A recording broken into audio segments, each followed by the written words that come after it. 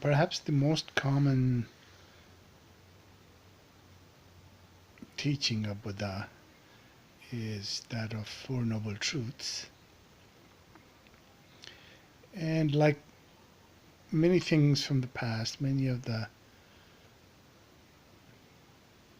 messages from the spiritual people that we receive has been looked at 1,000 different ways with different angles. And everyone argues about the meanings of each word. I feel that when you do that, when you over analyze the message that has been left for millennia by someone as important, as honest, sincere, and truthful like Buddha, I think we may be overdoing it. In fact, what we need to do is really get into his skin and try to become the Buddha for a while. I know it sounds very sacrilege. It almost sounds like blasphemy to say that you should try to become God or God-like to understand what the message is. But Buddha is different, and in fact, so are many of the teachers, because they, in the end, they come out and say, I'm you, you are me, while they're asking you, in a way, to become them and live their life to really understand.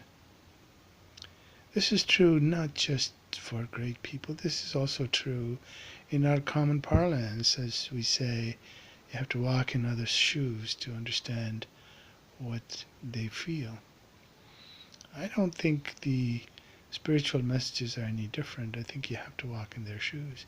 And when I do that, when I listen to the Four Noble Truths being life is suffering, or dukkha, and this suffering is caused by craving, or anudaya, and this suffering, in fact, that's the second truth. And the third truth, he says, is that this, in fact, be that to achieve happiness, to achieve nirvana, or to achieve contentment, you have to get rid of this craving. And the fourth truth is that, in fact, there is a way, or the magga. So, and as I said, there are like thousands, if not millions, of words, and each one of these words have been written. But in fact, it's not that difficult. The people, you and I, our children, face that today. People seem to have everything and then have nothing. They still suffer. And when they look at very carefully why they suffer, they find out that they suffer because they crave something. They have a habit of wanting more food, more booze, more sex, more drugs, and still not be happy. And the only way to become happy is to lose the cravings for these things.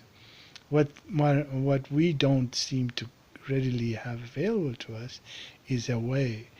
So and then you go directly. So after, brush aside all the other nonsense and agree with Buddha that yes, life is suffering. Suffering is because I'm really attached, anurag, or anudhaya, craving, whatever word you want to call it, for these things that we are chasing. And getting rid of that craving will definitely make the suffering go away. It makes logical sense. And the only thing we need to practice is what the way is. What is the way to make that happen? And Buddha says they're also very, very simple. He says, sit under the Bodhi tree like I did, close your eyes and meditate, and you will find wisdom, and out of wisdom will compassion, come compassion, and you'll be free, and you will have nirvana. Can it be any simpler than that? Is it really that difficult? I don't think so. But then I'm a simple folk, and I really like to make life simple for myself, not read millions of pages. I hope you do too. Thank you for listening.